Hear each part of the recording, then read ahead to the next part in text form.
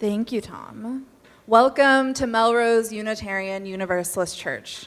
Our service today is titled, We the People, Stronger Together. Good morning. Good morning. I'm Rhea. My pronouns are they, them, and I am your Director of Lifespan Religious Education and Intern Minister. MUUC is a vibrant, caring community dedicated to love and service.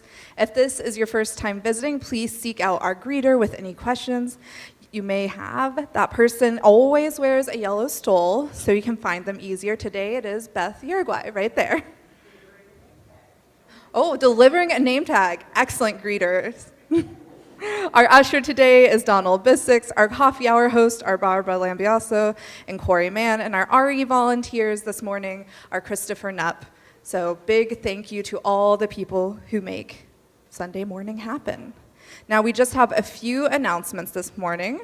My in-person office hours are canceled this coming week while I am in Oklahoma visiting family and friends. I will still be working some remote, so please feel free to email me if you need anything. Registration is now open for the 2026 Cape Cod retreat to be held at Craigville Retreat Center on May 1st through 3rd. The retreat is open to women, feminine identifying, non-binary, and LGBTQ plus folks. To learn more, please see on the church website or the midweek update. The Racial Justice Team is organizing a trip to see the Black Lives Matter exhibit at the Foundry in Cambridge next Sunday, February 22nd. The group will meet at MUUC at 2:30 to carpool. For more information, please talk to Ann Easterbooks. And finally, please note the signs on the walls were designed by the pro-democracy team to complement the signs of fascism road signs you may have seen.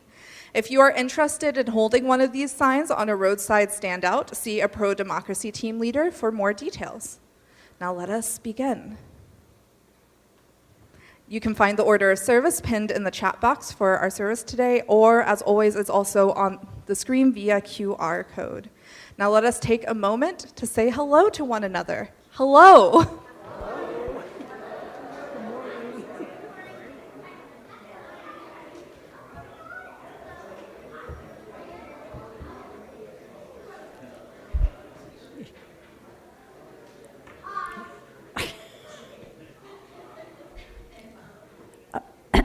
The call to worship this morning is a poem adapted by. I'm sorry, I could start again. The call to worship today is a poem adapted from a 1946 prose piece by German Lutheran pastor Martin Niemöller. First they came. First they came for the communist, and I did not speak out because I was not a communist. Then they came for the socialists and did not speak out because I was not a socialist. Then they came for the trade unionists, and I did not speak out because I was not a trade unionist. Then they came for the Jews, and I did not speak out because I was not a Jew. Then they came for me, and there was no one left to speak out for me. Come, let us worship together. And now we light the symbol of our faith, the flaming chalice. Here to light ours this morning is Nyla McCulloch, member of the pro-democracy ministry team.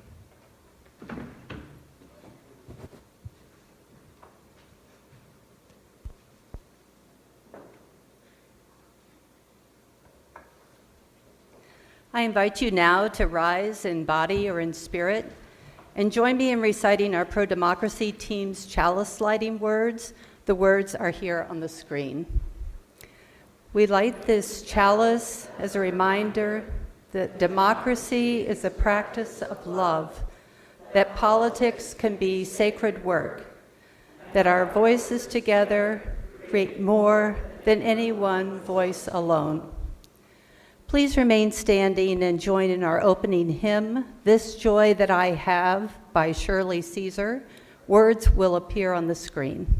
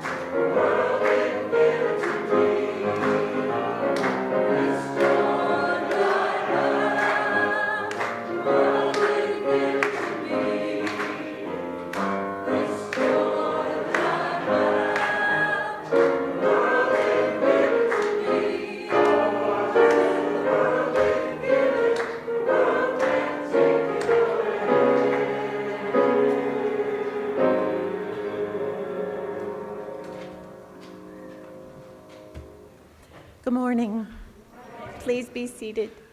I have a short story for you. It's called Sometimes People March by Tessa Allen. Sometimes ants march. Sometimes bands march. Sometimes people march. Marching is something people do together when they want to resist injustice or when they notice the need for change. People march for many reasons. People march for things they care about and for people they love. People march for the health of their bodies and their communities and the world. People march for the freedom to love and live and learn. Sometimes people carry signs to share their stories of resistance. Take a second to look at all the signs.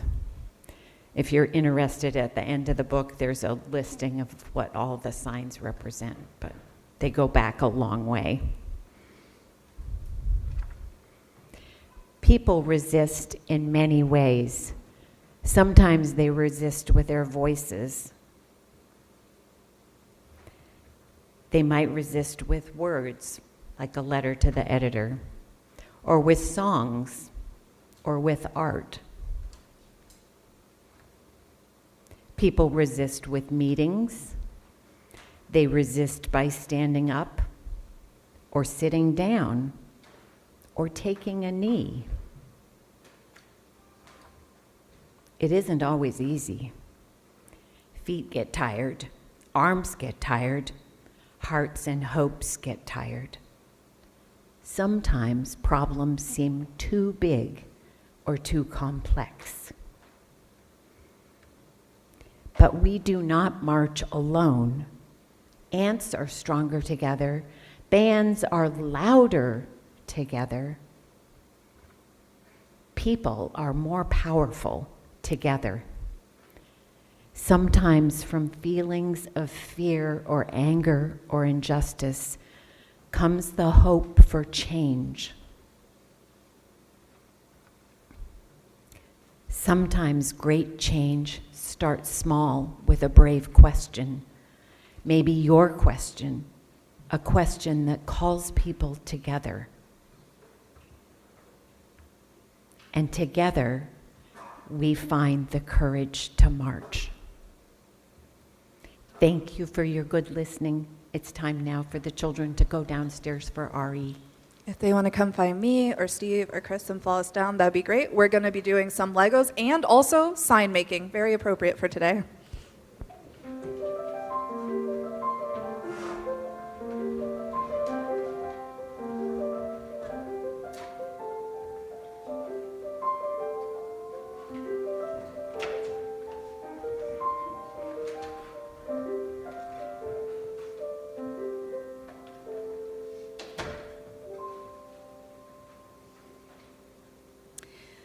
Every Sunday, we create together here a time of quiet meditation, a time for each of us to connect again with our inner selves and our highest ideals.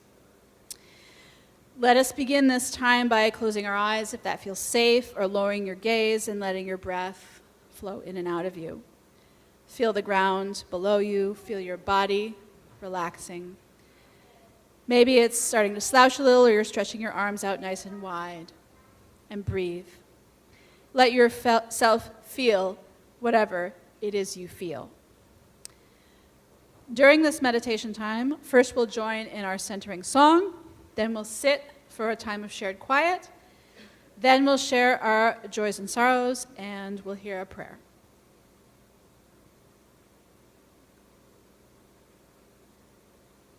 Our worship theme for February is embodying resilience. And our centering song for the month is Meditation on Breathing, number 1009 in the Teal Hymnal, and the words will appear on the screen.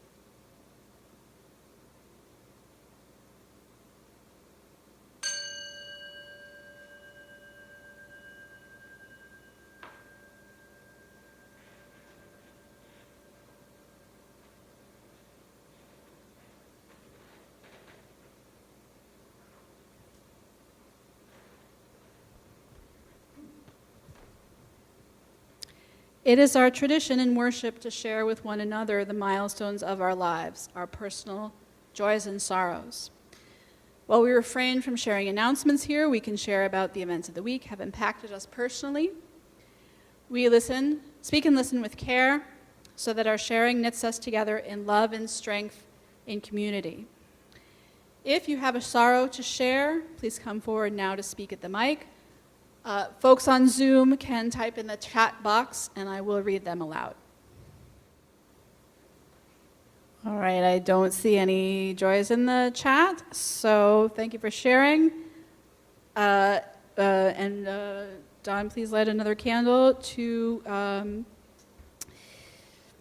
help us remember these joys, which help to connect us and remind us all of the beauty of living. And this candle shines out and gives thanks for all the blessings in our lives. This prayer is adapted from Singing the Living Tradition by the UUA, as quoted in 365 Blessings to Heal Myself and the World by Pierre Pradervand, called Love Makes a Bridge. May love make a bridge from heart to heart and hand to hand. May love find a way when laws are blind and freedom banned. May love lift the hopes that force and fear have beaten down. May love break the chains and give us strength to stand our ground. May love make a bridge that winds may shake but not destroy. May love carry faith through life and death to endless joy. Thank you.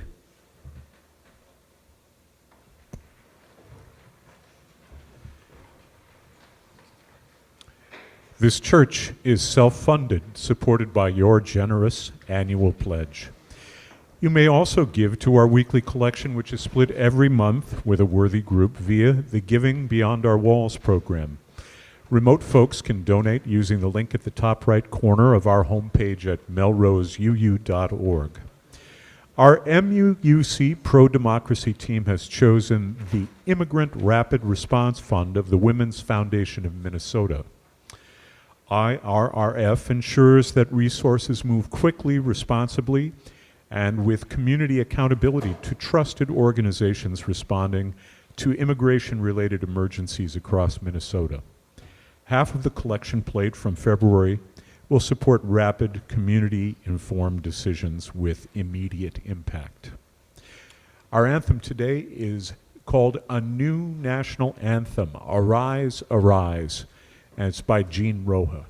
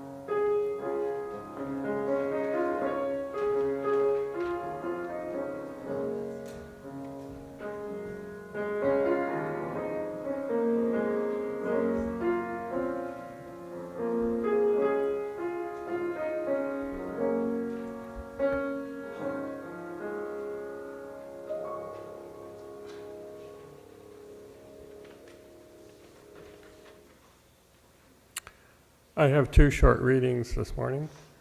Justice William Hastie, the first African American on the federal bench, said, "Democracy is a process, not a static condition. It is becoming rather than being. It can easily be lost, but never is fully won. Its essence is eternal struggle." And Justice Thurgood Marshall said, "Where you see wrong or inequality or injustice, speak out, because this is your country. This is your democracy. Make it, protect it, pass it on."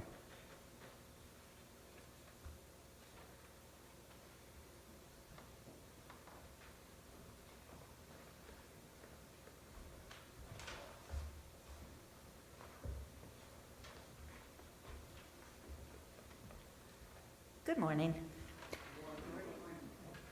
So rather than a sermon from the minister, you're going to get some heartfelt testimonials from four of us. When you think back to the first few months of last year, do you remember how disturbing they were to us? How confused and frustrated we were? People were asking, "But what can I do? Will it be effective? Is it safe?" Reverend Suzanne realized immediately that we needed to do something to help our church members understand what was happening and how to get involved. She asked Karen Gabler and me if we could start a pro-democracy movement at MUUC. Our first step was to figure out who in the congregation had an interest in the topic and what they most needed. We started a mailing list for a pro-democracy email exchange where we could share information about what thought leaders and journalists were saying and what people could do to express their anger and concerns. We asked people to sign up, and you did. First a handful, then 15, then more and more. And soon we noticed new people joining our community, looking for help with how to respond to our changing world.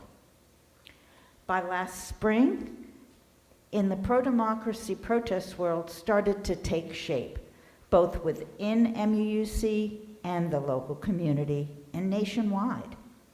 Here at church, Susan Danielson, Mary Hildebrand, and Ginger Lazarus stepped up to propose co-leadership of a new ministry team. They drafted and presented a proposal to the congregation, and you voted yes, giving the pro-democracy ministry team a 2-year budget to continue and grow.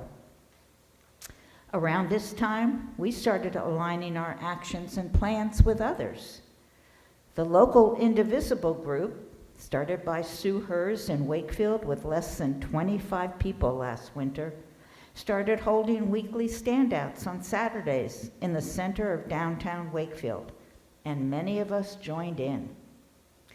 That group now has over 1,500 members in 1 year from Wakefield, Melrose, and beyond.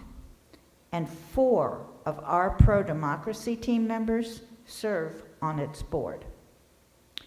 MUUC member Jane Roper revitalized her Mobilize Melrose group, planning protests and other activities, and we have supported and participated in her efforts as well. Today, just over a year since we started this journey, our peaceful protest movement is thriving. Instead of feeling hopeless, as many of us did a year ago, we see the movement growing and know we are making a difference. We are acting on our values within a supportive and growing community of like-minded people. Our pro-democracy efforts mean a lot to me because they amplify being part of a community that cares, doing something impactful together to address the country's problems, acting on our UUA values, all centered around love, supporting our vision, which we recite together most Sundays, checking off every box in our mission. We gather, inspire, give, and transform. So in conclusion, I can't help but tie all of this to the upcoming pledge drive. No sighs, no, none of that. But as you know, I captained the pledge drive this year. But being part of the pro-democracy ministry team since its founding to now is just one example of why I give of my time, talent, and treasure to support this community. In March, when some of you will be making pledges of support for next year, I hope you will be motivated as well to support MUUC and all it offers each of us and the community. Thank you.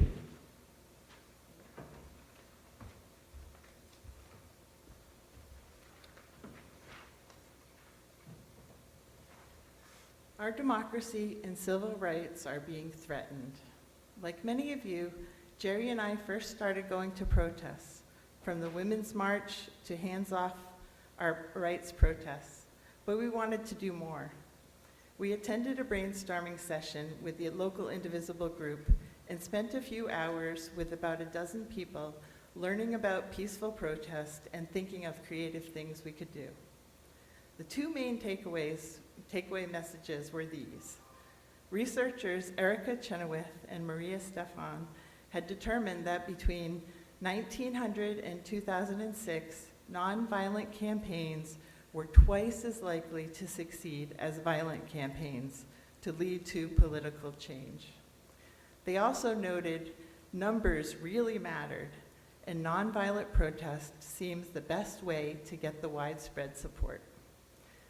Once around 3.5% of the whole population has begun to participate actively, success appears to be inevitable. Currently, that would be about 11 million people in the United States engaged in active, sustained protest. Nonviolent protests are not only the moral choice, they are also the most powerful way of shaping world politics. As part of this pro-democracy team and our local Indivisible leadership team, our goals are to protect democracy by engaging in nonviolent protest and to grow the movement in order to protect our constitutional rights.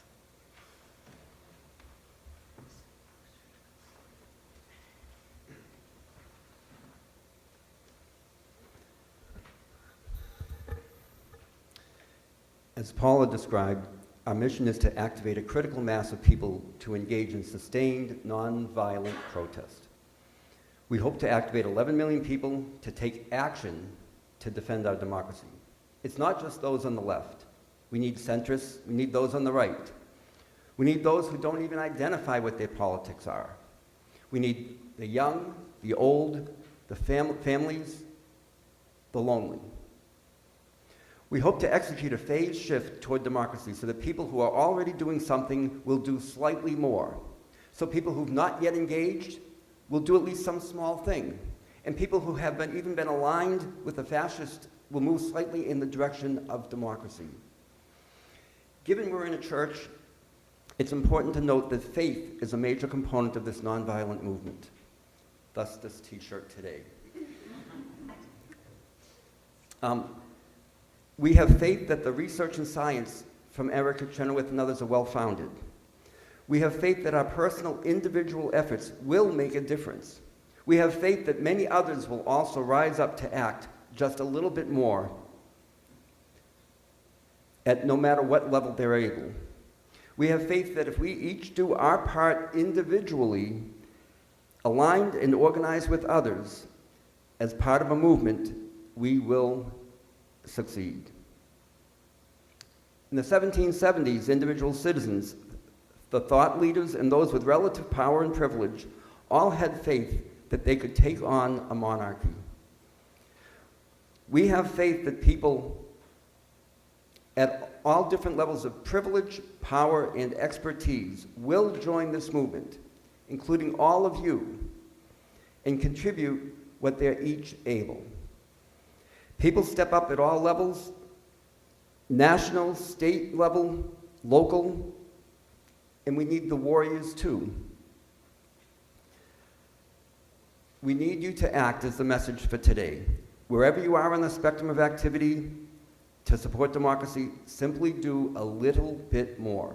Reach out, ask what you can do something on your own. It's learning, it's teaching, it's talking to neighbors and friends, it's writing letters and calling congressmen, it's participating in boycotts, it's leveraging social media expertise that you have, it's singing groups, it's participating in strikes, which are among one of the most powerful actions we can take, but they're also difficult. Please take the risk you can and have faith that with others, we can protect our democracy. Please do just a little bit more. Along with millions of others, we will succeed.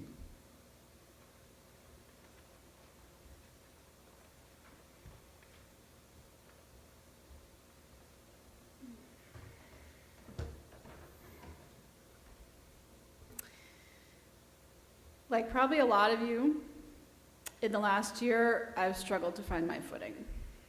What should I do? How could I best use my abilities to make a difference? And even now, there's many great ideas that just got put forth, but it's still hard. I do know that something clicked for me the day that I found out about Be Vocal, which stands for Boston Voices for Community and Labor, a new protest chorus founded in early 2025 by Lisa Gallatin, who's a longtime activist and song leader. One day last February or March, I joined an impressively large gathering of singers at a church in Cambridge to rehearse classic anthems like We Shall Not Be Moved, as well as newer gems from the Peace Poets and Poor People's Campaign and originals by Lisa. I met new folks and ran into old friends. Together we raised our voices in song. Be Vocal has quickly gained traction due to Lisa's wide network of activist contacts, as well as the hunger for music at protests and actions. The very first gig for me was the Hands Off demonstration last April. I was excited, and then I thought about getting up on a stage in City Hall Plaza in front of thousands of people and cameras, and I began to freak out. Be Vocal is an enthusiastic but loosely structured group. Rehearsals rotate among locations in Cambridge, JP, and Brookline. Attendance is optional. Much of our repertoire is easy to learn by design because we want the crowd to pick it up and sing along. Still, this was kind of a big deal. On that chilly, cloudy day in April, my stomach squirmed as we waited in line next to City Hall during our opening act, Mayor Michelle Wu. And then we went on. And as I looked out at the massive crowd, I suddenly, amazingly felt at home. They were us. More people eager to belt out our truths, to vibrate the air with passion and outrage and determination, to literally let freedom ring. Song has long been a central feature of protest movements the world over. Just two examples: the American Civil Rights Movement ran on now iconic anthems like We Shall Overcome. The Bread and Roses Mill Strike of Lawrence was nicknamed the Singing Strike for the many melodies that warmed the frigid winter air of 1912.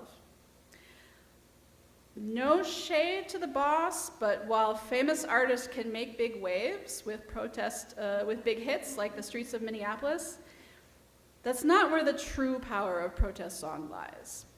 It's in the simple melodies and chants that anyone can join in. Singing is embodied. It is breath and muscle, movement and vibration we can all feel.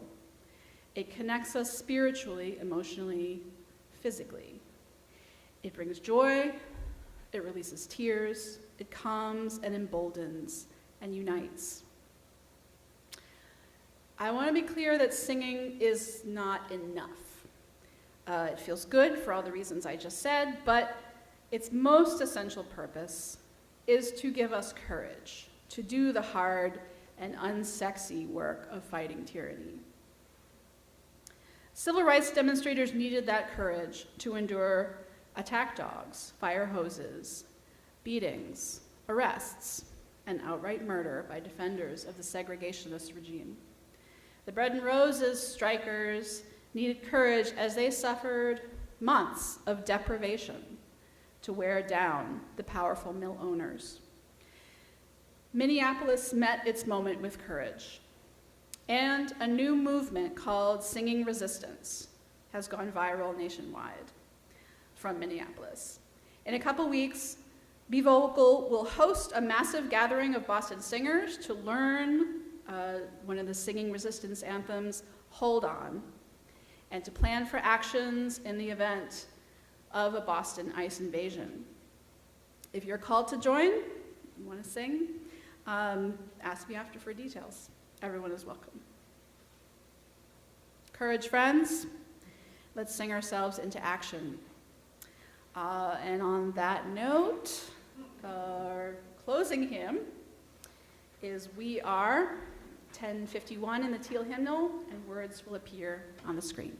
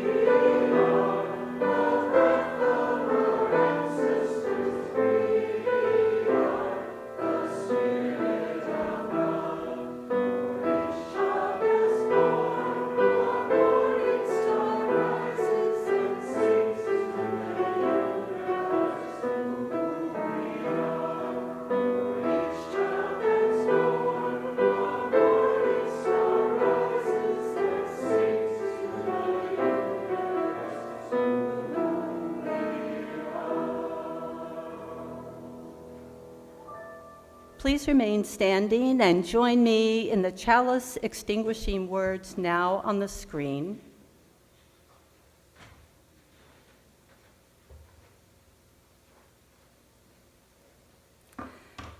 May the work we do here ripple outward, strengthening community, deepening democracy, and bending the arc towards justice.